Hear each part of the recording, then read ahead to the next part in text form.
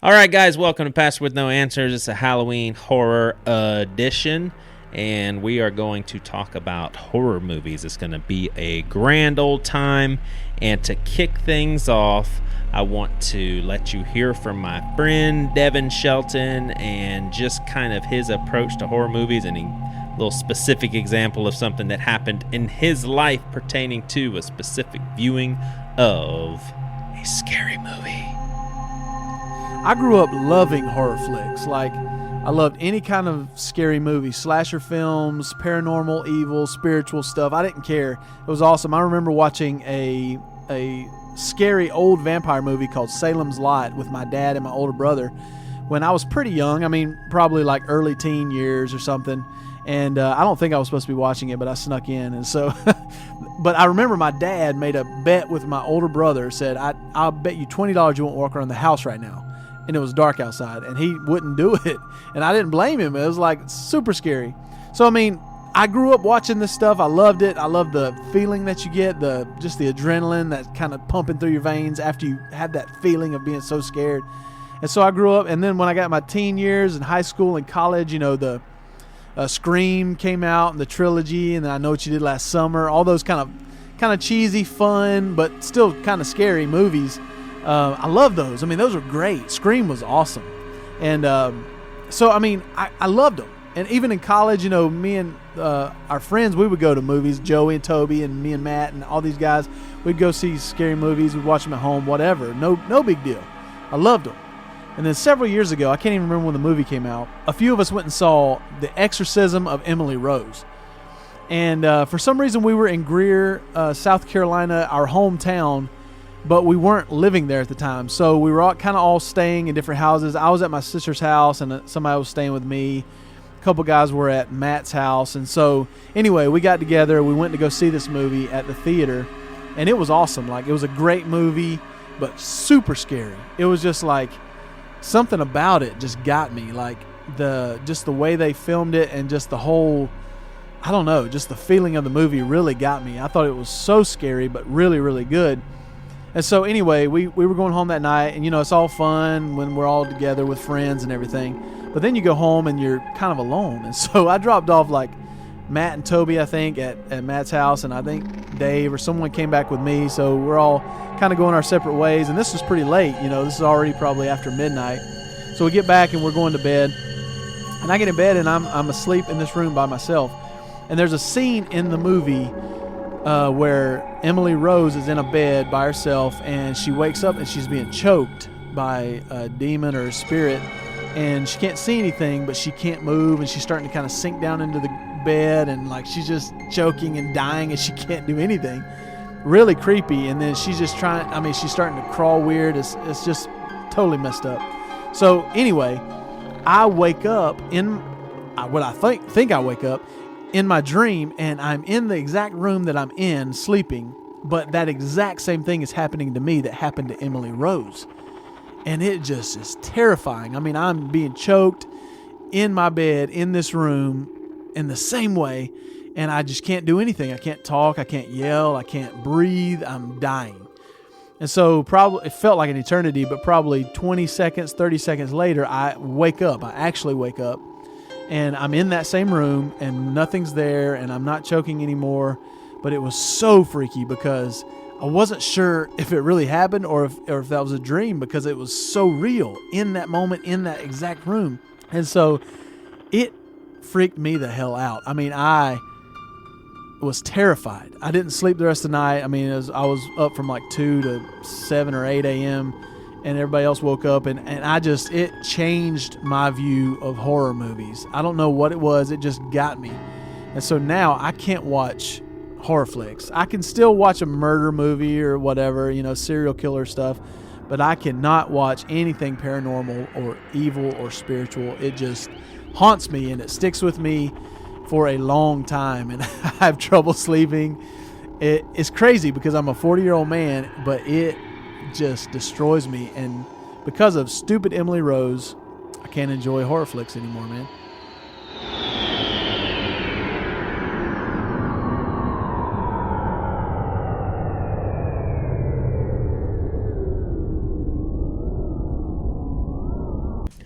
All right, but that's not the case with everyone. In fact, in my household, it's a completely different story. Let me just give you an example. Rosa, 7th grade, what is your favorite movie? Texas Chainsaw Massacre, the original. Okay, and then Waylon, he's in the 1st grade. What's your favorite movie? All the Saw movies. And then Gwenny, she is a 5th grader. What is your favorite movie? Anything with a lot of gore. And then William, a 3rd grader. What's your favorite movie? Exorcist. See, so we are all over the map with scary types of movies. And that's what we want to explore throughout the duration of this episode. So we're going to have a good time talking to, well, including my brother, about 5 different people and getting their personal take on horror movies. You know, the gore, the spooky demonic stuff. We're going to talk about some moral implications. And we've even got a couple of horror movie connoisseurs on here. So we're going to have a good time. Sit back, relax, and enjoy your time. All right, this is Booberry. The Booberry. And this is Count Chocula? Yeah, what's the third one? It's Frankenberry. Yeah. Those. So this is the Pastor with No Answers, by the way. And then those didn't just come out on Halloween. I don't think they were like a. No, they were always regular year-round deal. Yeah, Yep. yeah. It's crazy how it never lost its effect. I mean, just the concept of cereal mixed in with marshmallows. It didn't matter how many times Mom came home with one of those things. It was always a very jubilant occasion. Although, do you remember that one cereal Kaboom that really sucked? Yeah, and we got had like twice. Yeah. Do you remember that? Like it's such an inviting box. So appealing. Right. Oh yeah. It's like this has got to be the best here. And the problem is that the only sweet part was the marshmallows, and for some reason the marshmallows ran out. But it was such an inviting box that the first time we got it, we were a little disappointed. Mom obviously made us finish the whole box off before we got a new box of cereal, and Mom would only let us eat these types of cereals during the summer, like sugary cereals and stuff. So the very next summer, we saw Kaboom, and we were duped again. It's almost like there's something spiritual about that box. We were like, it has to be good.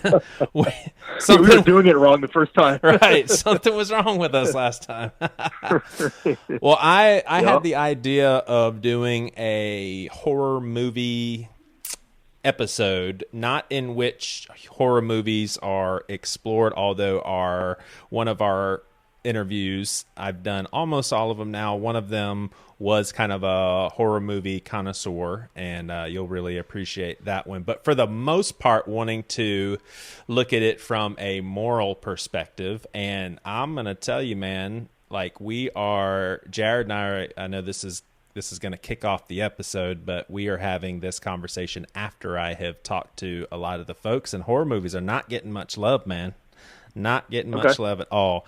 And we've got a few people that kind of lean into it's just not good for anybody. Some people are a little more open-minded, but have you ever been watching a movie and it was either getting super intense with the demonic side of things and like just really, really freaky to the point where you turned it off, couldn't watch it anymore, or thought about doing that, and then same question but with an over-the-top gory slice and dice, blood squirting everywhere? Have you ever turned a movie off or thought about it? No. No? No. I mean, look, you can bash horror movies if you want, but that same person needs to also bash war movies, because to me it's all the same. I'm not going to bash any of those, but I'm just saying, though, to be morally consistent, you need to bash those movies too. Well, I think most people who would bash gore would that sounds like Al Gore. Most people that would bash gore in movies would probably bash also explicit sexual movies, but I could see a case being made for, dude, Saving Private Ryan and Scream. You're going to put those into, one of them is honoring soldiers and showing up close the atrocities of war. The other one is basically poking fun at a bunch of teenagers getting mutilated and a principal hanging from a goalpost. I mean, you at least see that, right? Yeah, I guess so. Yeah. I mean, I guess for whatever reason, I just enjoy watching dark things. I mean, if it makes me messed up, then I'm messed up. But I naturally gravitate, not really so much for the gore and the slasher stuff, but I do like the occult stuff. That stuff has intrigued me since I was a young kid. So I don't feel like it affects me to where I want to be a Satanist. Yeah, but I believe that Satan does exist. And to me, it's interesting to see, especially when people who make the horror films actually know about the occult. Yeah. To me, that's kind of interesting, you know? Yeah, for sure. And that right there, though, that to me is where someone else cannot argue. Like, so let's take what you just said, and then let's take someone that says, I love war movies, and I want to see the war movies, how the war was actually perceived by the soldiers there. Well, what about someone who says, I'm super interested in the occult? Now, you could say, hey, as a Christian, you should not be interested in the occult, which I don't know how you can tell someone not to be interested in something. But it would seem to me that at the very least, a movie like Exorcist, you're watching something and it's at least trying to accurately depict what the directors and movie writers saw as an actual thing in our world, in our society. And if your beliefs line up with that, then I don't know why someone would say you can't watch that. Now, did you ever fall prey into the whole don't open the door to evil spirits Pentecostal stuff that you and I were spoon-fed by the churches we were at? Like, did that ever occur to you that maybe I shouldn't watch stuff because I'm opening the door for a demon to mess with me? Kind of. I think at a surfacey level. I mean, I definitely agree with that when it comes to like Ouija boards and like, you know, doing a seance or things like that. Because I think then you really are inviting spirits in. Now, you're making a conscious effort to invite the spirit, but watching a movie, I don't think does that. Yeah. But I'll also say at the same time that I think that the Holy Spirit can convict different people in different ways. So for someone who's really bothered by the occult or bothered by slasher films, they probably should not watch them, you know? Right. But I've never been bothered by it. I've never felt convicted about it. I really enjoy it. I'm having a good time watching these films. It makes me a sicko, then I'm a sicko, but I just really like that kind of stuff. So now do you see any redeeming quality other than the fact that you're enjoying art? No. I think that's it. I think the whole point of the act is enjoying someone's art. Like, to me, it is artful, right. You know? And I think that I can really find a lot of interesting, thought-provoking things about it, or just the images or the sound or the combination of the sound and images, for whatever reason, appeals to me. So it is the act of enjoying art is why I watch it. I mean, I think for me, and this may sound twisted, or for some people maybe it would make sense, but when I watch a movie in which really vile, tragic things are done to people by someone that's very evil, there's a part of me that says, this stuff does exist. These things do happen to people. I go about my life not ever thinking about it, and that's okay. I don't feel bad about it, but it's certainly not a bad thing to be reminded here just how dark and evil things can be in real life. And I swear to God, I actually do have that sort of train of thought. I definitely don't have that train of thought, but I do respect it, and I think it makes sense. I mean, we definitely live in a world where this shit happens. I mean, whether we like it or not. Now, the argument can be made, then why would you want to celebrate that? And I don't think we necessarily are. I just think that as a part of, at least for me, as a part of my existence, that that kind of, I don't want to say resonates, but I realize it's out there, and when I see it, it just, I guess it does bring it home, like you're saying. It does kind of remind me that stuff really is out there. Yeah. But I'm not really sure that's the appeal, though. For me, it's purely art. Yeah. That's the appeal. That's why I want to watch it. But yeah, I think what you're saying is a valid point, that sometimes it does remind us that this stuff actually does go on and stuff. Yeah. Now, can you, not you as in Jared, but can a person, do you think it's something that can be is there ever an objective time where you're like, this is just out of hand, this is crossing a line, and it's not really art anymore? Like, but yeah, for me, there's certain movies I've read. Like, I've gone online to look at quote unquote the top 50 most disturbing movies or whatever, and I'll read synopsises. No, seriously, and then there'll be certain movies like I'm not going to watch that. That's too messed up for me. Now I'm not going to judge anybody that sees it, but for me, I know that's a boundary I don't want to cross. Yeah. I don't know if that's Holy Spirit or if that's just my convictions or if it's or whatever it is. It's just there are movies that I definitely censor myself from for sure. Right. I think the one time, and I thought maybe it was going to be like a deeply rooted ongoing conviction, but the one time I felt extremely bad about watching a movie, and it could have been mixed with some chemical imbalance, or I don't think it was God, because it seems like that would have just increased over time and I'd still feel the same way.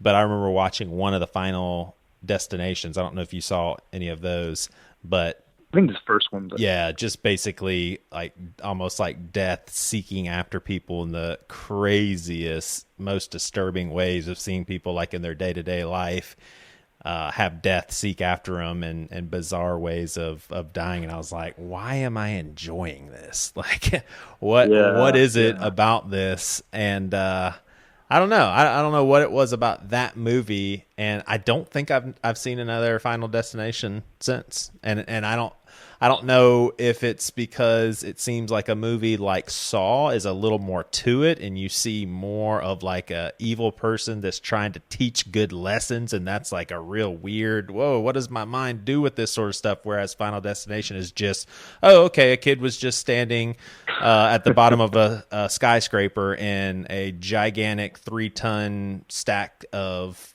glass falls on them from up top and just basically squashes them. You know, it's like that does seem like, I guess, maybe a little pointless, but right. But then at the same time, I mean, it kind of makes you wonder what is the wiring inside a person who wants to watch that.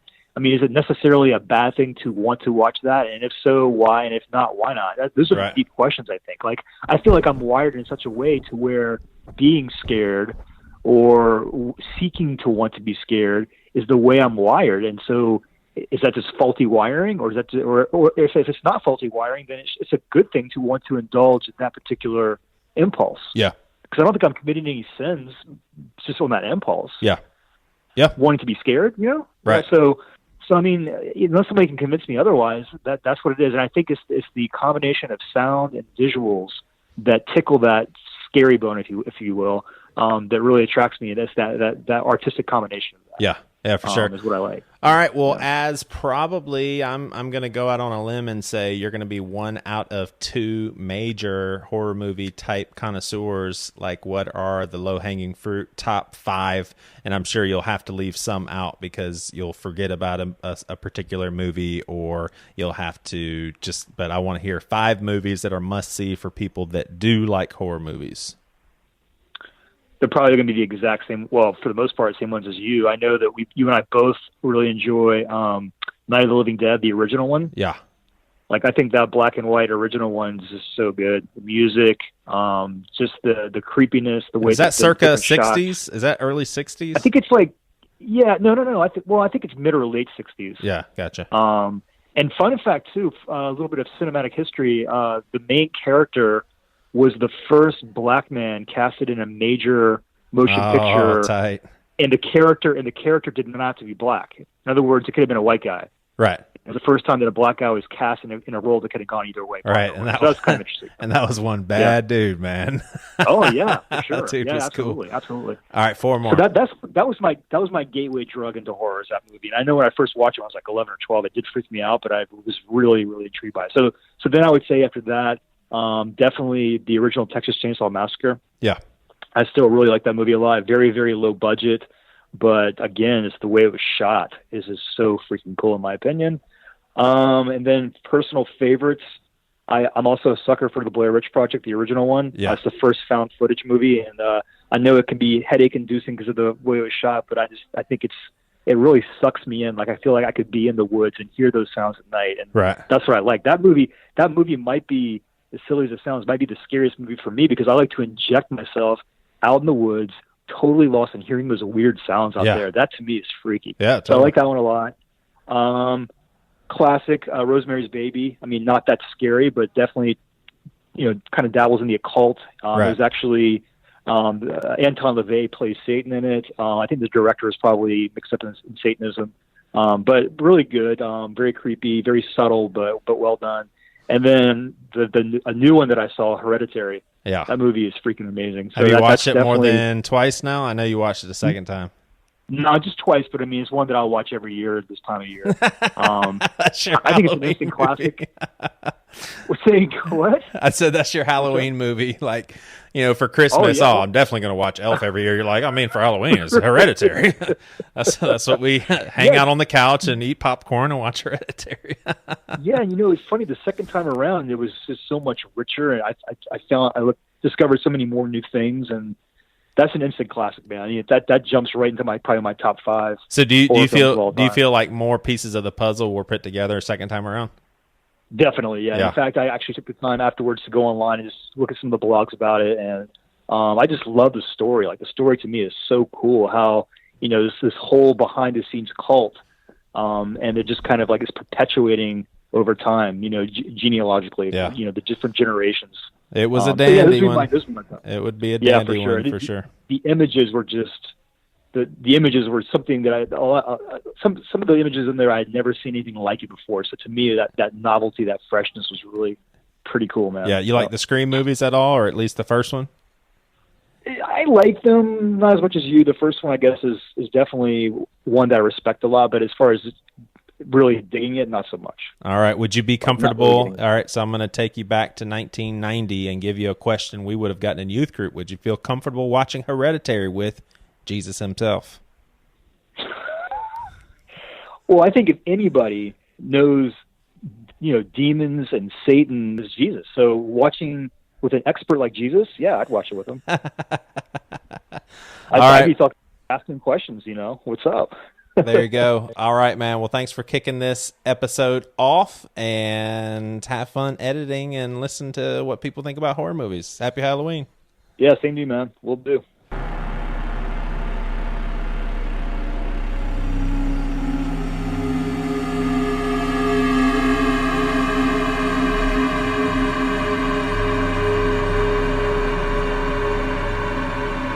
All right, so our first guest to weigh in on all this movie scary kind of stuff is Pastor Chip Judd. You've heard him on here a good bit, and we're excited to get his take on the horror movie discussion, the morality behind it, so on and so forth. It is Chip Judd.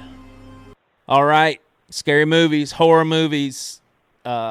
Chip, when we talk about these sorts of things, I'll just remind you that the two main types of movies that we are talking about and kind of zooming in on are the slasher type films, where almost the point of the movie is gore, and if you don't like gore, you don't go see it. If you like gore, this is the movie you go to. So the Scream type movies, but that shows my age, because that's back in the late 90s. I'm sure Saw. There you go. Is a recent. There you go. Yeah.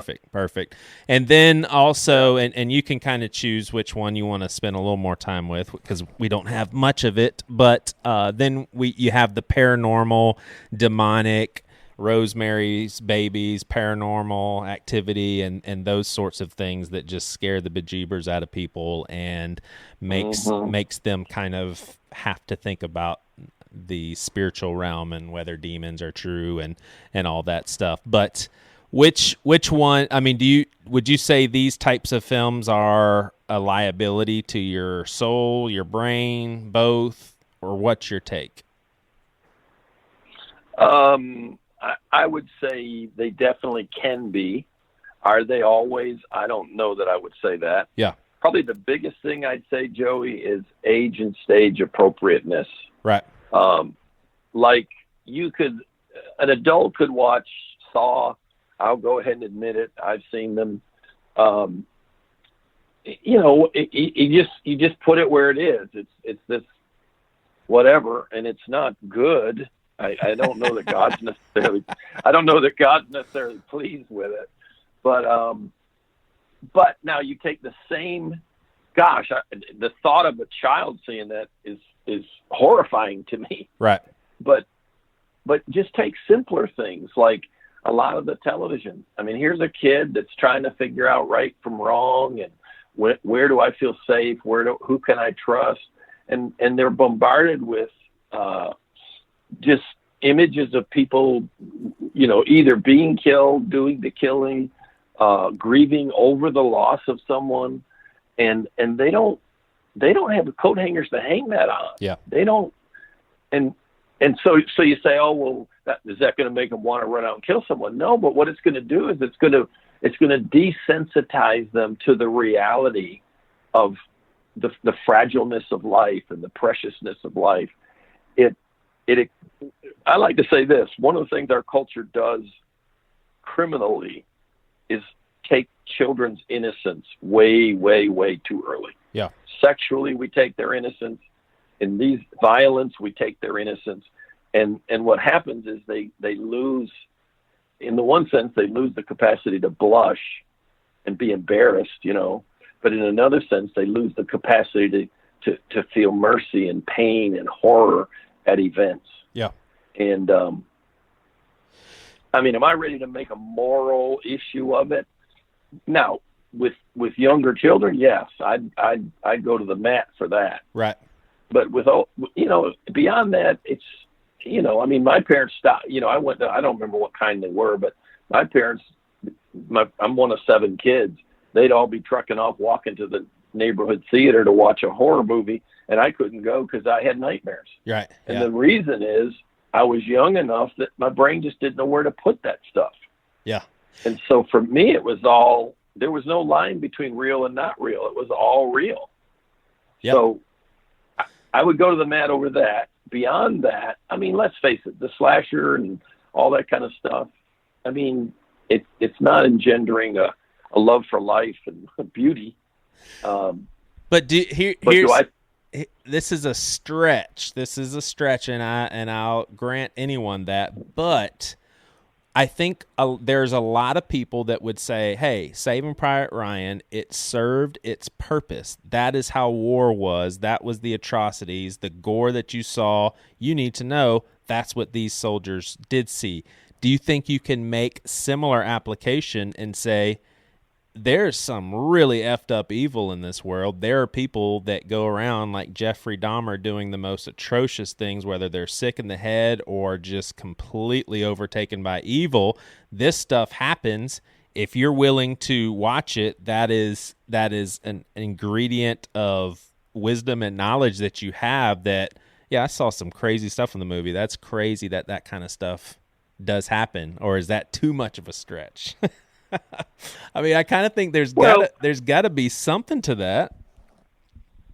Well, I would agree with you that movies like Schindler's List and Saving Private Ryan, other movies like that, they are kind of opening the curtain or pulling the curtain back to, war's not this, nobody's getting hurt. It's horrible beyond imagination. And, I can't say that from firsthand experience, and I'm grateful that I can. The thing about some of the slasher type stuff is it's the way it's packaged, like Saw, the Saw movies, it's almost in a game format. Right. There's a puzzle they have to work out to live or die. So there's this weird, pairing of totally incompatible concepts. Yeah. And it like in a Private Ryan, Saving Private Ryan context, you're saying to people, okay, it's time you realize war, there's nothing pretty about it. What a Saw movie's doing is almost the opposite. Let's make cutting people up cool, funny, entertaining. So it's almost like doing the exact opposite, if that makes any sense. Yeah, I can see that. So if Saw was based on a true story, then that would be somewhat of a game changer. Somewhat. Yeah, I still don't know that I need to witness Jeffrey Dahmer sitting down to a meal, right, to understand what his sickness. Yeah. Yeah. Yeah.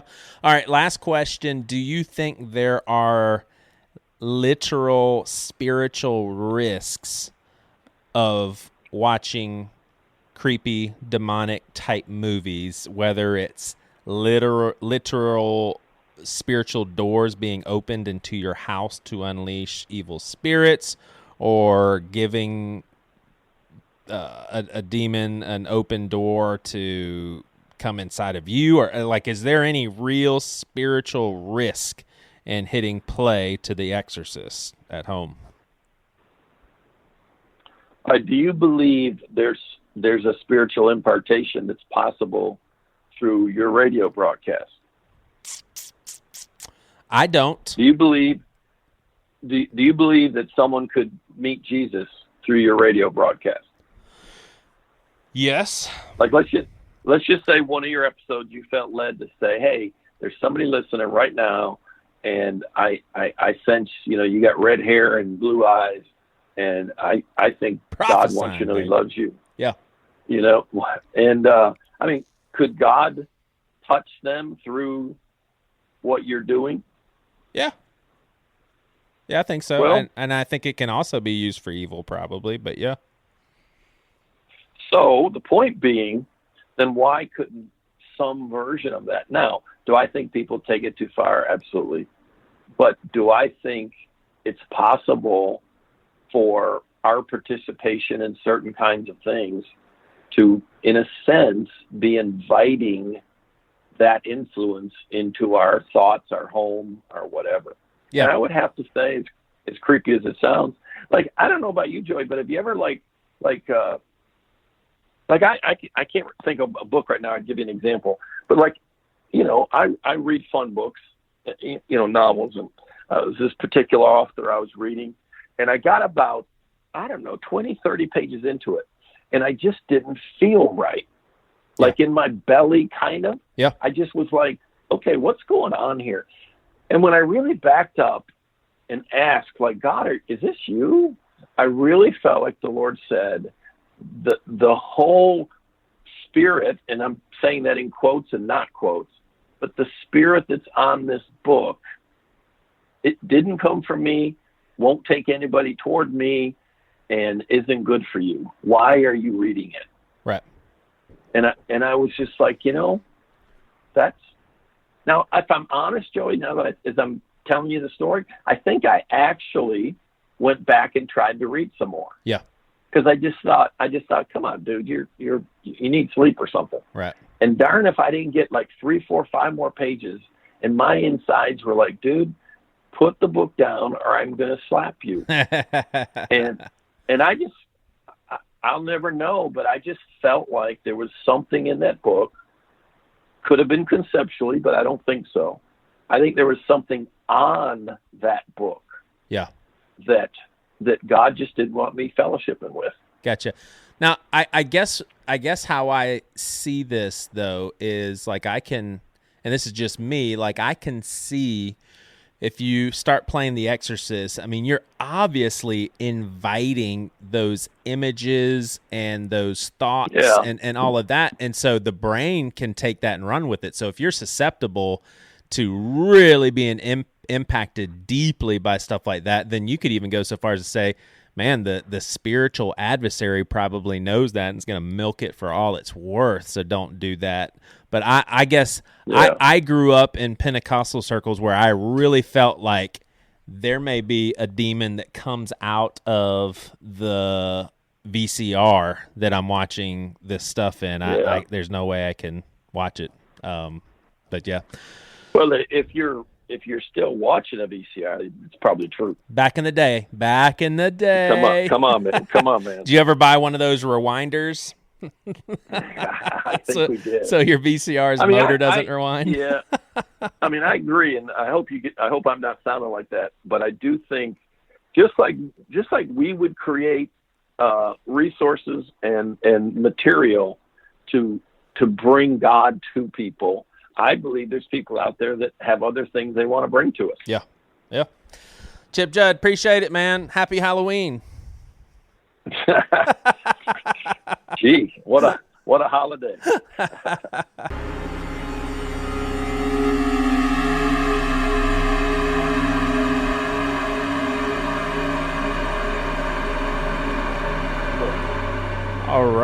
All right. I'd say that's a pretty balanced perspective. I respect that. I respect most of what Chip Judd has to say, to be honest with you.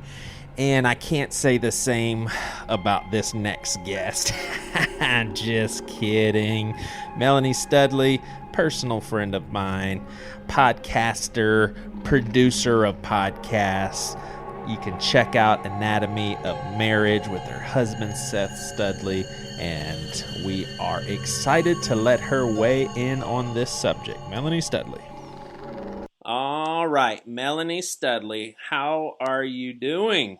I'm lovely. Yeah, that's cool. It's fun when I'm close to making the call that I'm only inviting friends on my podcast because I just always have more fun, you know. I can dig it. I just feel a little more laid back. I mean, that's got to be how it is, right? Yeah. Why not? Yeah, you're the man in charge. Go with it. That's right. So I was thinking about this, and I don't know if it's universally a compliment or not, but I'll say, I mean, I think you are pretty. I think you got a great personality. But if I look at you and I had to guess, I would say you like horror movies. Is that a cut down? Like if I look at someone and I say, just going by the looks, I think you would dig some horror. You look like the horror movie type, Melanie. You lost your mind. It's weird because I actually used to really like horror movies and would watch them as a teenager. In my early teens, I would watch horror movies a lot with my brother, and like weird, scary crap like Event Horizon and, you know, freaky alien movies or whatever. But after I became a Christian, it was like, I just can't do it. Interesting. So, and why is that? Is that because people told you shouldn't, or it just became something that you felt was sinful, or what? Well, I have a whole list. I wrote a Google document about it. All right, let's hear that document. There's a couple things. The first, the good side of horror movies. Let's just talk about that for one moment, because I do think there is kind of a good side. It's like going on a roller coaster, right? It's like an adrenaline rush that you can do with someone else. So it's called the excitation transfer process, I discovered. And it's like doing something really exciting with somebody else gives you this sort of like group high, right? So like if you go to, like if you were to put it in a positive context, you would go with the church group and build an orphanage, and it's kind of dangerous, but it's exciting. And there's that like vibe of like you did something together, you survived something together, because our mind doesn't realize that horror movies are fake. Like our brain and our body is internalizing it like, oh my God, run. Like something's coming after you, run. But really nothing is. And so in a way, you kind of feel like you survived something at the end of a horror movie, just like the end of a roller coaster. And so in a way, I can see that how that's positive, right? But real quick, I laugh because there's a lot of people that probably really like horror movies, and they're like, oh yeah, I'm not going to go on short-term mission trips. Go see a horror movie. That's just the same. Right? You just solved your own problem. Save some money. And but yeah, so then the bad sides I think of is that, like I said, like our brains don't know that it isn't real. And so I feel like there's a part of the experience of watching horror movies that potentially is a little bit traumatizing mentally and emotionally. And like, regardless of the spiritual part, like I do think there's an element of that matters. But like, what was that movie where the guy would like drown people in like these big tanks of water? Did you ever see that movie? He would like steal women and like put them in this big tank of water and watch them drown, and he would like film it. It was terrifying, terrifying movie. But there is an element of that where it's like, why am I finding enjoyment in this? Right. So I don't know. There's so many things. So our brains don't realize that it's not real. So now, what do you mean when you say that? Because I watched I think I watched the first Saw last week, and I'm watching it, and I knew that this story hadn't happened. Like I knew that this was fiction. So are you just saying the brain processes aren't picking up on that, even though I'm conscious of it, my brain is not. I mean, that's just what I think. I mean, because if you go on the like sort of physiological biomarker things that are happening to you, your palms get sweaty, your heart rate speeds up. Like, think about just the concept of thinking that something isn't real it's so new in our world. Like, evolutionarily speaking, how would a caveman know something's not real other than he could touch it and it's like a rock with a painting of a hand on it, right? But in our brains, it's like we're seeing someone get chased, and our body is like, someone's getting chased, right? And and you're like kind of putting yourself into it. I don't know. There's so many things that I feel like we're actually living that more than we give credit to. And some people like that feeling. Some people, it's an exhilarating rush. And if you just sit on the couch all day or sit in an office all day, a horror movie is like a great escape, you know? Yeah. Have you tried watching one since you have had a spiritual conversion?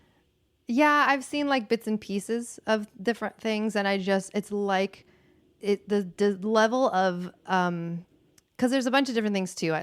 Not only is it something that our brains, I feel like we're sort of internalizing it, but then the other thing too is there's a horrible sort of perpetuating of terrible things that happen to women in a lot of horror movies. And that is very hard to watch. And in my brain, I'm like, well, I'm certainly not letting my kids see this. Like, my sons don't need to think about women being, murdered in pools of water and this guy watching them die and all. Like, my kids don't need to know that. So there's things like that. There's all these double standards sort of baked into a lot of horror movies. Like, the women that are sexually free or confident tend to get killed first. Like, if a woman has had sex in a horror film, she's the first one to go. And it's like, what is that? What is that all about? Like, I'm not sure why that's going on, but it's going on. And then on top of that, though, for me, they're such an anxiety fueler. Like, for example, Event Horizon. Have you seen Event Horizon? Nope. Oh, it is. It's not necessarily a horror movie. It's like a sci-fi movie, but it is so freaking scary. And there are I will see flashes. There's like a lady in a hallway and she has no eyeballs. So she has like sockets of death, and she like the lights turn on and she's like right in your face. And I will see flashes of that like randomly, and I'll be like, oh my God, I'm going to die. And things like that are so terrifying. And if I hadn't seen that stupid movie, I wouldn't have that in my freaking head to begin with. And so, there's a whole element of just like, I am feeding fear and anxiety, so why would I do that? So for sure. Well, I appreciate it. If you've heard it clearly, who needs horror movies when you have roller coasters and short-term mission trips?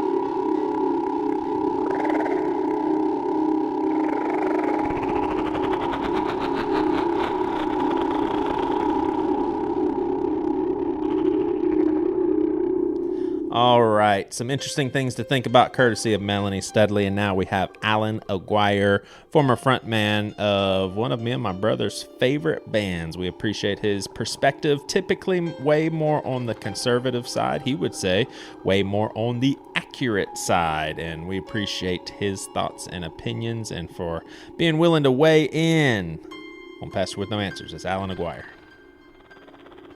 All right, well, we have Alan Aguirre on here to continue our horror, demonic, gore type movie conversation. And I think the demonic is great for Christians. Yeah, I bet you do. Yeah, a little demonic activity here and there for the Christians. Honestly, though, for people that maybe don't listen to all the Pastor With No Answer episodes, Alan Aguirre's been on here a couple of times. One, because he and his band back in the day made one of the greatest albums of all time that my brother and I we were very pleased to be able to talk about that and the music scene and all that sort of thing. Also wrote a book, so go look for those episodes. But Alan, today we're talking horror movies, and I'm kind of throwing it up in the air a little bit if you want to focus your attention on the slasher, gore, Saw, Scream type movies, or if you want to kind of look at the demonic side. Which one maybe concerns you the most? Like, if you meet a brother in Christ and you get to know each other, and which one would bother you more if he was just like, man, I love I love demonic movies, man. I love more evil the better. The Exorcist, Rosemary's Baby, they're just all so awesome. Or somebody that says, man, I just love the blood. I just love seeing people get shredded to pieces and the bad guy going around killing people. Oh my God. Well, there's a lot there to choose from, actually. I'll start with this. There was a guy that we probably both knew or know, but there was a guy that I knew whose job was he was in the horror movie genre business. Gotcha. And I guess he reviewed horror genre movies for a magazine and maybe did some underground film showcases, premieres. But he was way in over his head with the horror movie genre thing. Yeah. And I didn't see him for a long time, 10, 12 years or whatever. And one day I saw him. I was walking. We were in the same room. I was walking by. I didn't notice him. I didn't recognize him. And he goes, and he grabs my arm. Alan, how are you? And I looked at him, and it was like, inside I went, oh my God. Right. Because, his hair was, I don't know, his face, his skin was like chalky and pale. Turning into a werewolf or something? No, his hair was like he was losing his hair prematurely or whatever. Not. It was more his skin. His skin was chalky gray. Eyes were sunken in. His teeth were all trashed. I mean, this guy did not look good. Yeah. And he probably looked 15, 20 plus years older than me, and I'm younger than he is. Dang. But, I walk a certain lifestyle. I live a certain way. And it was shocking to see him and recognize and to realize who he was. Right. That I knew him. It was, my friend, and he just looked so bad. It was scary. Right. It took me back. And I looked at him and I'm like, oh, hey, how's it going? He's like, oh, you look so good. Da, da, da, da, da. And I'm like, yeah. And I kind of got out of there as fast as I could. But I asked the Lord, Father, what happened to him? Right. And he goes, well, what does he do? Think of it. What does he do? He's submersed 24/7 in darkness. Right. It's going to rub off, Yeah. Reminds me of a line in The Magician's Nephew when Jairus, the queen, looks at the boy Diggory and realizes and then looks at his uncle and says, there's the look of magic wasn't on him. Right. He wasn't really a magician. He was just Yeah. Same thing. I mean, the look was on him. It was not good. So are we talking like in the same category of when we think of the effects and what caused that, same sort of thing as when we look at pictures of Abe Lincoln before the Civil War and then after, there's like, whoa, that war wasn't that long. I've seen a montage of presidents when they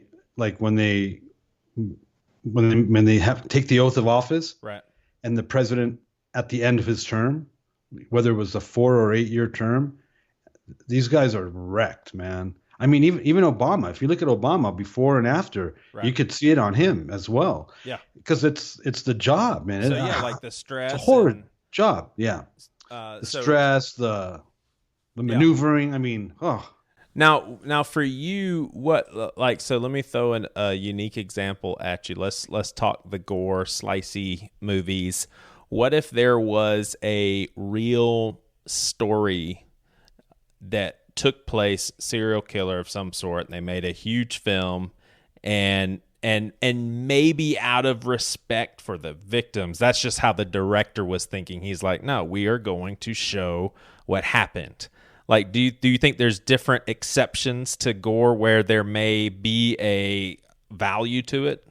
I know there's stuff out there like that. I mean, because I'm on that Christian fringe of the supernatural. I believe in the spiritual gifts, the demonstrative gifts of the Holy Spirit. Part of my job is discernment and knowing when there's a demonic agent or a witch or warlock or, casting out demons. This is stuff I do. So I'm already involved with that. So I know this stuff exists. Yeah. I know it's real, and I know, what's happened throughout the millenniums, regarding this stuff. Right. That doesn't mean I need to go and immerse myself with it. Yeah. Now immerse yourself in it. Would you say but just by watching a movie, or would you say there's a difference in sitting down and watching one movie and then like a horror flick fanatic that just is always doing, or you would probably recommend, don't mess with it ever? I strongly recommend not messing with it. I mean, only because I can come up with some really great Christian one-liners. What does light and dark have to do with each other? What communion do they have? And sure. It even gets down to the nitty-gritty when the children of Israel. You got to remember, the children of Israel entered the land of Canaan, which was the demonic strain it was the hive for the demonic strain of humanity on the earth. Yeah. These people weren't entirely human. There was giants. There was hybrids. These people were like really, really, really, really, really, really wicked. He even tells Israel, it's not because you're so good. It's because these guys are like just really, really wicked that we're wiping them out. Right. And he told them, don't even inquire regarding their lifestyle or how they worship or how they do anything that they do. It's so bad. Don't even. So if I read the biblical text, the narrative, I see that we shouldn't have anything to do with it. It's like there's a line there. And not only should we not have anything to do with it, but we shouldn't even inquire about it, and we shouldn't even be curious or interested. I think it's because you would have to say you're curious and interested to the point of trying to do something about it, right? Well, yeah. But for example, the only reason why I know what I know or I'm involved, it's because of what I'm involved with. I mean, we might be praying for someone. This happened recently. We're praying for someone healing for I guess a shoulder or something for their shoulder. Yeah. Right? Innocent enough, right? But then they start convulsing and they start doing the weird, and it's like, oh, well, this is more than just an injury to a shoulder, and this person needed some extra attention in the regard of, I'll use the word deliverance. So yes, I have to, because I'm involved with that stuff, I have to know more than, let's say, the average person. Yeah. But I don't like immerse myself. I don't go looking for darkness and What would you say? What would you say to someone? And we can leave it right here. If someone says, Alan, dude, I really enjoy it. It gives me kind of a rush, and dude, I have Jesus living inside of me. I mean, get out of here. Like, this isn't going to affect me. I'm not afraid of, visuals of demonic evil stuff. I mean, greater is he that is in me, sort of thing. Like, how would you respond to that guy? I would, chances are there's probably other stuff in their lifestyle that they're compromising with. I look at it this way. If yes, you're a believer, you have Jesus inside of you, blah, blah, blah, blah, blah, then your lifestyle should actually be reflective of that. And I don't see horror or the demonic as part of that lifestyle. Yeah. I mean, for example, I get questioned all the time. For example, I was a big Bauhaus fan. Well, that's very dark music, Alan. Right. It is. But it's not something I don't listen to it every month. I don't even listen. I mean, it's very rarely that I would even listen to Bauhaus. Right. I try to on a daily basis. I try to practice that little children's song. Be careful, little eyes, you see. Careful, right? The last time I remember seeing a horror movie was the Blair Witch Project. I think was probably the last time I saw that. Gotcha. That was freaking stinking scary crap. Yeah. Were you watching it at a time where people were still thinking maybe it was real? No, see, I knew it wasn't, but Gotcha. Dude, my old guitarist, Paul Fig, I remember when he told me, he was in LA, I was in Dallas. He was in LA and some guy came over, dude, I've got this student film, dude, it hasn't even been edited yet. And he played it for him. So he saw it from that point of view, That's crazy. That's I mean, awesome. I remember driving around in the daylight, broad daylight in the middle of Dallas, Fort Worth, and the radio ad for Blair Witch would come on and I would change the station. Yeah. It was just like that thing was crazy. Yeah. All right. Well, Alan, this has been also, I'll tell you this. This is one of those discussions where I'm probably on the other side of the fence, but I completely, like, anyone who thinks your perspective on this is crazy, to me, it is a very, very valid discussion, and I can see both points of view. And I'd even go so far as to say, maybe I shouldn't watch some of these movies. I totally understand where you're coming from, but I guess kind of how I explained to you, or the type of person that I described to you, I kind of am describing myself just from a standpoint, because I actually, me and your backgrounds are just so different. Like, I came from a very super legalistic, just not a healthy religious upbringing. And so, I used to think if a Christian band wasn't Christian enough and I kept that CD in my room in the middle of the night, there's a chance that I'd wake up and see a demon. And I'm not joking. That's not an exaggeration. So that's the sort of fear. So I guess right now I'm probably swinging the pendulum, the opposite direction pretty hard, but that's what happens. How many Christians do we know that were raised in like real staunchy religious homes, and when they went to college, they went nuts. Right. And here's one last thought. I was on tour somewhere with our worship band, and we were going to watch a movie at our guest home, right? Yeah. Whoever was hosting us, and they had what's it called? They have a box that you can. It's a Christian thing that you can put a DVD in and tell it, how much violence you want, how much sensual, right? Yep. And it kind of like cleans it up or whatever. Yep. You know what I'm talking about? Yep.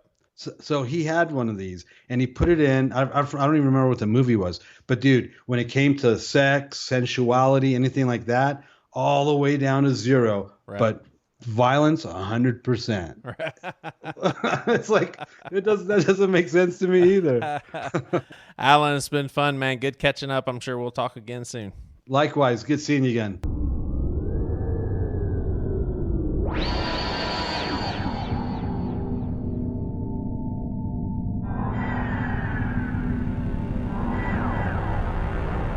All right, good to hear from Alan. Thank you.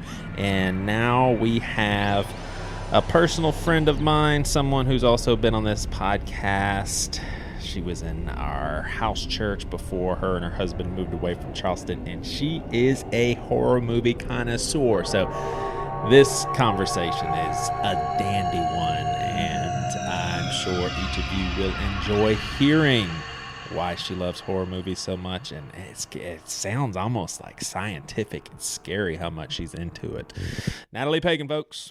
All right, so the scoop here, and I'm going to tell you that horror movies aren't getting any love with all these people. I've already talked to like 4 of them, and not one person has been gung-ho about them, and at least 2 of them have been I'd say 1, extremely cautious. Christians have no business whatsoever looking at them. 1 was, I used to watch them, then I became a Christian, and I just don't have a desire for it anymore. And then 1, I thought, I don't know if you've heard Chip Judd on here before, but I think you even met Chip Judd. I think he came to our house church one time. Anyway, he had a pretty cool perspective. He had enjoyed... Oh, the older gentleman. Yeah. So he had enjoyed Saw on a couple of occasions, but didn't, like, as he admitted that he enjoyed it, he didn't feel good about it. Like, he thinks that maybe, so he was really the only one, I think, that didn't make a moral issue out of it, almost. Mm-hmm. On that, real quick, yeah, I think it's really interesting and important that he said Saw, right? Because horror in itself, and I hate the way I say horror, but whatever. Horror in itself. That's how I say it. I think I try to say it more proper. What is it? Horror. My mouth is like on the floor. See, that's the blessing of being. That's the blessing from being from the South. Things are just easier to say. It's horror. Yeah, it's horror. Anyway, I think that's important though, because horror in itself has so many subgenres. Yeah. That to lump them all together is kind of a disservice. Yeah. And not fair. Yeah. I don't really like the genre that Saw is grouped in with. Right. I liked the first one because it was more of like a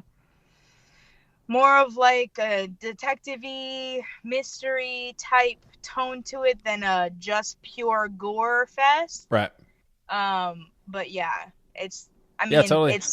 There's so many facets, dude. Yeah, for sure. And I mean, it is really funny. This is like on par with talking to someone who is a craft beer connoisseur. Like we're talking to a horror movie freak here. So I like, love that, man. Yeah, so basically what I did is I totally agree with you. There's all sorts of different directions, but at least for the concern antennas, what I want to talk about, one or the other or both, is the super demonic, spiritually icky, spooky, creepy, like I said, demons or even ghosts or whatever, and then you have the gory movies, whether it is some sort of a beast in the woods that rips you apart and you see it all, or a Scream type movie, Saw type movie, or anything like that. But anyway, since we're finally talking to someone who loves horror movies, give me 3 off the top of your head that are must-sees for people who are wanting to check some out. And by the way,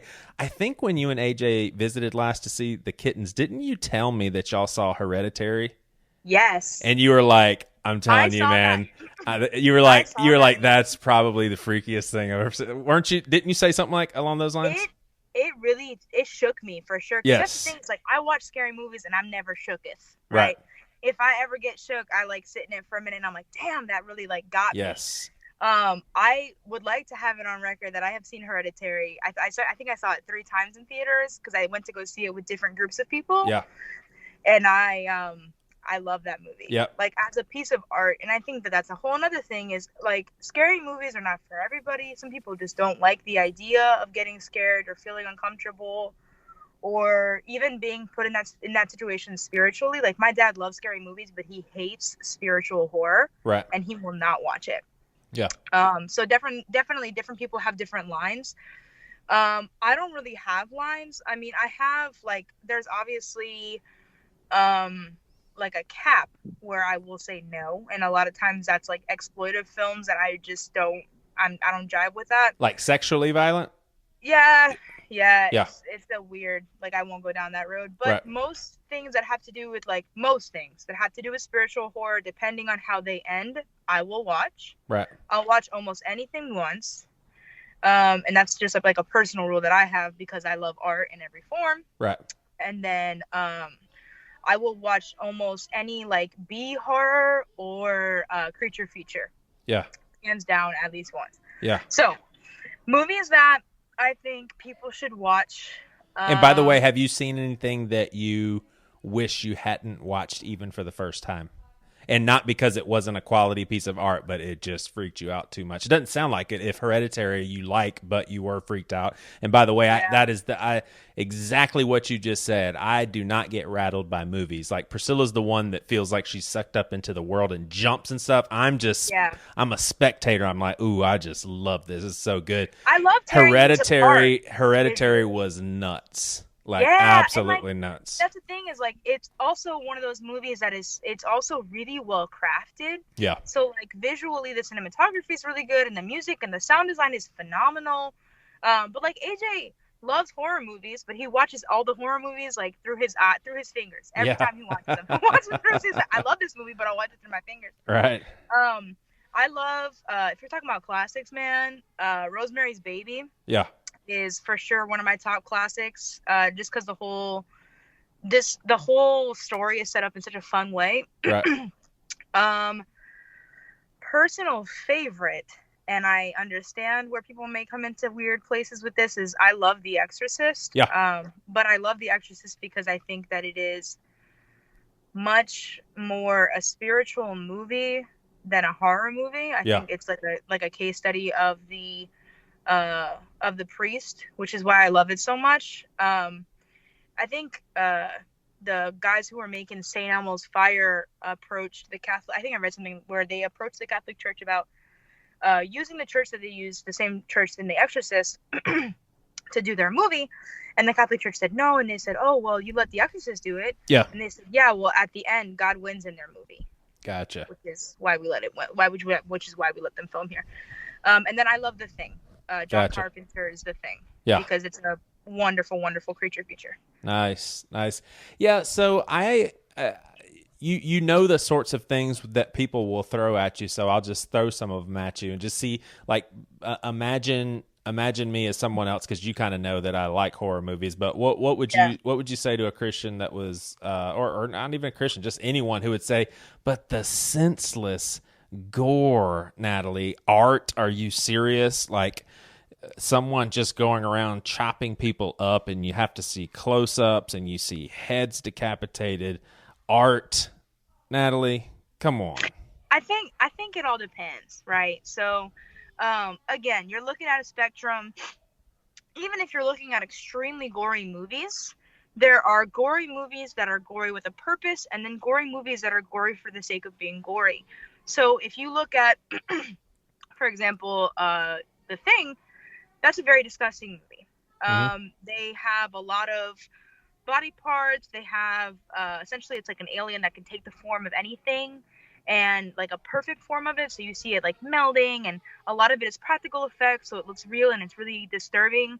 I love that because I think that highlights like special effects, and it creates, in that specific case, it creates like a sci-fi element of it as well as horror, which I love, because I think a big chunk of it is also like, it's fantasy violence. Yeah. You know what I mean? It's not realistic. Whereas if you look at something like Saw, in the first Saw, it was all done, and it wasn't as bad as, like, they had, obviously those movies progressed in a way that made them gorier and gorier, because that's what they were known for. And I think at that point it is tasteless, and that's completely fair to say it's tasteless. There are some people who like things because does that mean wrong to you, or you're just saying? No, I'm just saying there's no craft. It has lost the craft, you know? And to me, like, but I'm sorry for keep interrupting, but I don't want to miss these thoughts. Couldn't someone say, yeah, my craft is to be kind of tasteless and just pull no punches? That's my craft. Well, so when I say craft, though, I mean, I'm specifically talking about like special effects people. Right. And so there are people who specialize in like gory special effects, which I get. But then you're looking at the filmmaker at that point, and like, you're like, what are you doing, dude? And obviously, everyone likes different things. There are people who can rationalize liking like senseless gore and stuff like that. For me, it almost always has to have a reason. Yeah. And almost always I have to find peace with that, because if I can't, then I'm just not going to watch it. Yeah. And ultimately that's where like my line is, you know? Yeah. But yeah, so like a lot of gory sci-fi horror, I'm like super about. Spiritual horror, sometimes if it is gory, like like Evil Dead. Yeah. I can do, because a lot of times it's campy.